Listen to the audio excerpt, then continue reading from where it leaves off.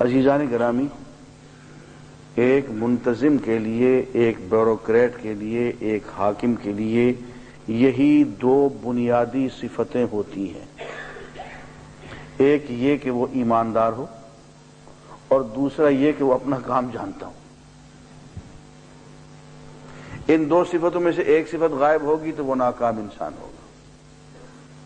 ہمارے یہاں عام طور پہ جو لوگ کام جانتے ہیں وہ بڑے بے ایمان ہوتے ہیں، اور عام طور پہ جو ایماندار ہوتے ہیں وہ کام چور ہوتے ہیں۔ اس سے بھی کام نہیں بنتا، اس سے بھی کام نہیں بنتا۔ فرمایا دونوں چیزیں ہونی چاہیے، حفیظ اور علیم، امانت دار اور کام کو جاننے والا۔ یہی بات ایک اور جگہ بھی کہی گئی ہے۔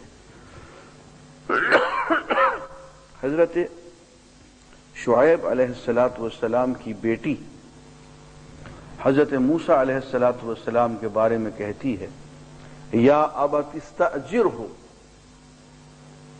اے ابا اس کو نوکر رکھ لو، ان خیر من استاجرت القوی الامین، بہترین نوکر وہ ہوتا ہے جس میں دو صفتیں ہوں، ایک القوی، قوت والا ہو، مہارت والا ہو، کام جاننے والا ہو، دوسرا الامین، امانت دار ہو۔ یہ پھر وہی بات ہے، حفیظ علیم والی بات ہے، حفیظ بمعنی امین اور علیم بمعنی قوی۔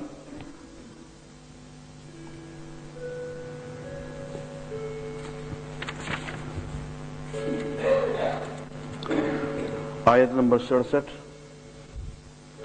قال یا بنی لا تدخلوا من باب واحد وادخلوا من ابواب متفرقہ۔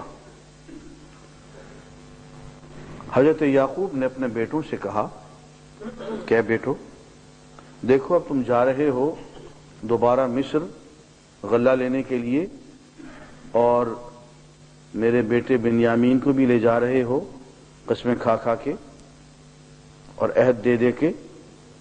اب تم ایک کام کرنا، تم جب شہر میں داخل ہو تو سارے کے سارے ایک ہی دروازے سے نہ داخل ہو جانا،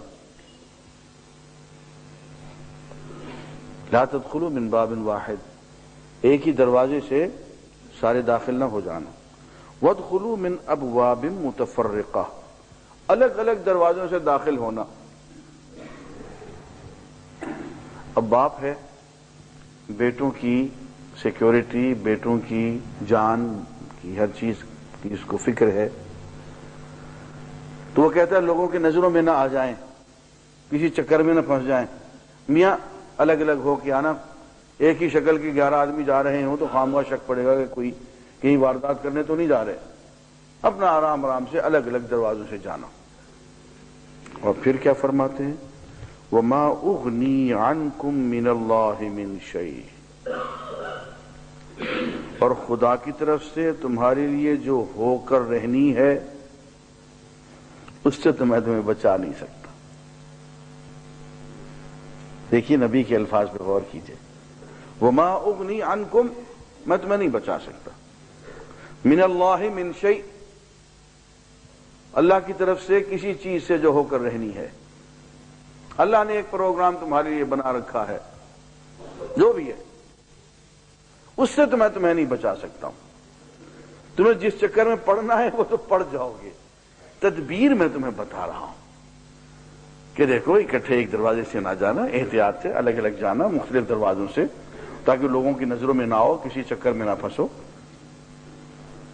پردیس ہے، غیر حکومت ہے، غیر لوگ ہیں، اپنی طرف سے پوری تدبیر کرو، اپنی طرف سے پوری حفاظت کرو، تدبیر کا حکم ہے، اپنی طرف سے حفاظت کا بھی حکم ہے، سب ٹھیک ہے، لیکن جو ہو کر رہنی ہے میرے بیٹوں میں اس سے تمہیں بچا نہیں سکتا۔ یہاں سے ایک بات تو یہ ہے، سبق ہمیں اللہ کا نبی دے رہا ہے کہ آدمی اس چکر میں نہ پڑے کہ یار جو ہونا ہے ہو جائے، ہمیں احتیاط کرنے کی کیا ضرورت ہے۔ یہ غلط بات ہے۔ بیک وقت احتیاط بھی کر رہے ہیں، تدبیر بھی کر رہے ہیں، اور ساتھ کے ساتھ اللہ کی رضا پہ راضی ہونا بھی سکھا رہے ہیں کہ دیکھو تدبیر کر لو، احتیاط کر لو، اس کے بعد جو اللہ کی طرف سے ہونا ہے وہ ہو کے رہے گا، اس کے لیے بھی تیار رہنا۔ اور دوسری بات اس سے یہ بھی ثابت ہو گئی کہ ہمارا عقیدہ بڑا ہی فاسد عقیدہ ہے اگر ہم کسی ولی کو، کسی قبر والے کو سمجھتے ہیں کہ وہ قبر میں پڑے پڑے ہاتھ یوں نکالتا ہے اور یوں سے یوں کر دیتا ہے اور یوں سے یوں کر دیتا ہے۔ وہ بھائی ایک باپ اپنے بیٹے کے بارے میں، اور وہ بات جو اللہ کا رسول ہے، نبی ہے، وہ کچھ نہیں کر سکتا، وہ کہتا ہے میرے بس میں نہیں ہے بھائی، جو ہو کے رہنا ہے وہ ہو جائے گا، تدبیر میں تمہیں بتا رہا ہوں وہ تم کر لینا۔ اور جو چیز سکھا رہا ہے وہ اللہ کی تقدیر پہ راضی ہونا سکھا رہا ہے، اس پہ راضی ہونا۔ ان الحکم الا للہ، فیصلے تو اللہ کے ہی چلتے ہیں، جو طے کرتا ہے وہ وہی کرتا ہے، جو پروگرام بناتا ہے وہی بناتا ہے، حکم اسی کا چلتا ہے۔ تدبیر ہم کر لیں گے، احتیاط ہم کر لیں گے، دوائی ہم کھا لیں گے، دعائیں ہم مانگ لیں گے،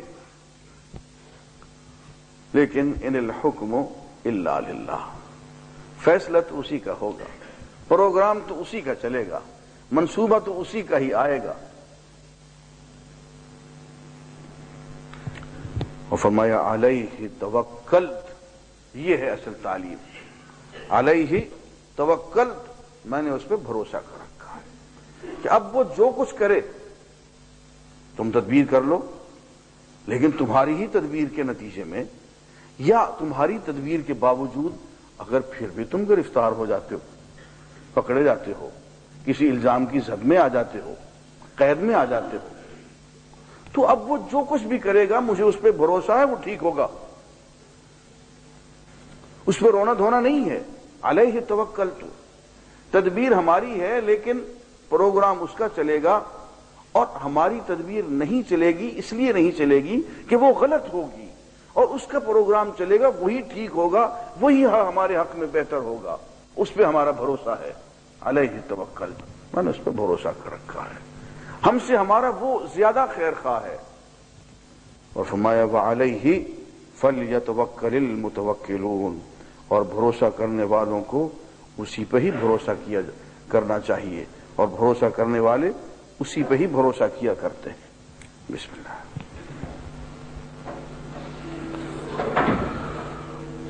بسم اللہ الرحمن الرحیم۔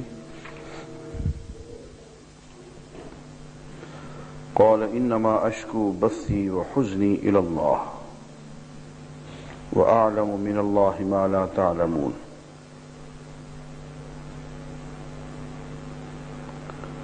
حضرت یعقوب علیہ السلام کو جب پتہ چلا کہ ان کا بیٹا گرفتار ہو گیا، چوری کا الزام، باقی بیٹے گھر میں واپس آ گئے، اور ایک بیٹا جو حضرت یوسف کا سگا بھائی تھا وہ گرفتار ہو گیا، تو پہلی بات انہوں نے یہ کہا کہ بل سولت لکم انفسکم امرا، یہ تمہارے نفس نے تمہارے لیے کوئی ہیلا تراشا ہے، جس طرح سے تم نے پہلے یوسف کے ساتھ زیادتی کی ہے ایسے ہی تم نے اب بنیامین کے ساتھ زیادتی کی ہے۔ بل سولت لکم انفسکم امرا، تمہارے نفس نے تمہارے لیے ایک ہیلا تراشا ہے، تم جھوٹ بول رہے ہو، تم نے کوئی زیادتی کی ہے۔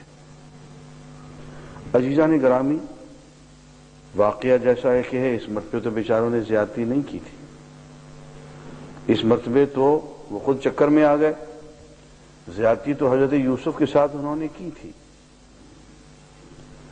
اس مرتبے تو نہیں کی تھی، لیکن والد ان پہ اعتماد نہیں کر رہا، اور والد ان پہ جھوٹ کا اور سازش کا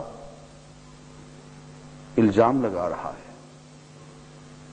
والد اللہ کا نبی بھی ہے۔ یہاں سے یہ بھی معلوم ہوا کہ اللہ تعالیٰ اگر اللہ کے نبی کو کوئی علم نہ دینا چاہے تو نہ دے۔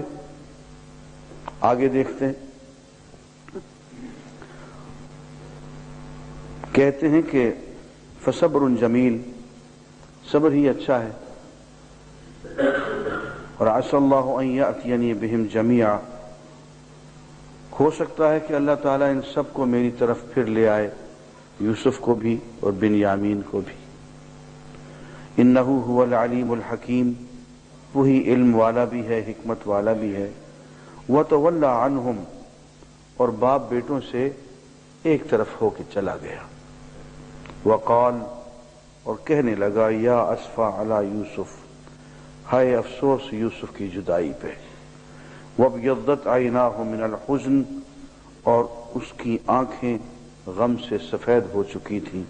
وہو کظیم، اور وہ غم جھیل جھیل کے ہلکان ہو چکا تھا۔ قالوا، بیٹوں نے کہا، تاللہ، اللہ کی قسم، تفتع تذکر یوسف، تم ہمیشہ یوسف کو ہی یاد کرتے رہو گے، حتی تکون حرضا، یہاں تک کہ موت کے کنارے پہنچ جاؤ گے، او تکون من الہالکین، یا یوسف کا نام لیتے لیتے تم مر جاؤ گے۔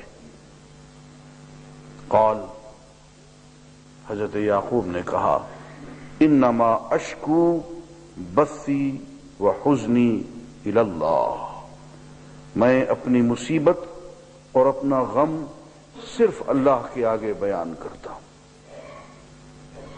یہاں پھر ایک سبق ہے دوستو، اللہ والے کس طرح سے سبق دیتے ہیں۔ تکلیف بھی آتی ہے، غم بھی، مصیبت بھی، بیٹوں کی جدائی بھی،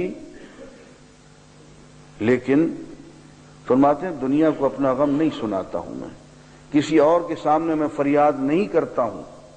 انما اشکو، میں یہ اپنی شکایت، اپنی فریاد صرف اللہ کے آگے بیان کرتا ہوں۔ اشکو بثی و حزنی الی اللہ، اپنی مصیبت اور غم کی فریاد صرف اللہ ہی سے کرتا ہوں۔ وَأَعْلَمُ مِنَ اللَّهِ مَا لَا تَعْلَمُونَ، اور میں اللہ کی طرف سے وہ کچھ جانتا ہوں جو تم نہیں جانتے۔ میں جانتا ہوں کہ اللہ کے سامنے فریاد کرنے کے نتائج کیا ہوتے ہیں۔ اور یہاں عزیزان گرامی پھر تعلیم کے طور پہ میں عرض کر دوں کہ اگر کبھی اللہ تعالیٰ سے کام پڑ جائے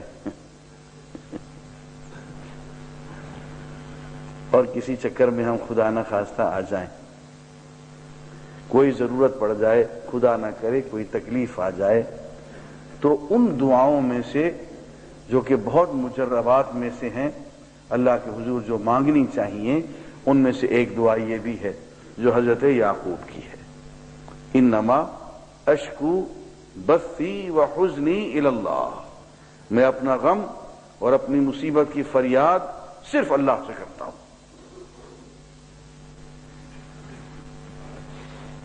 بہاولپور میں ہمارے ایک بزرگ تھے، حضرت قاضی عظیم الدین رحمۃ اللہ علیہ، جامع مسجد کے خطیب تھے، کم و بیش 50 سال تک وہاں خطابت کرتے رہے۔ وہ لاہور میں تشریف لاتے تھے تو میرے ہاں قیام فرماتے تھے، تو انہوں نے مجھے یہ وظیفہ تلقین کیا تھا کہ یہ کثرت سے پڑھا کرو، کبھی کوئی ضرورت ہو، کوئی حاجت ہو تو یوں کہا کرو، انما اشکو بثی و حزنی الی اللہ۔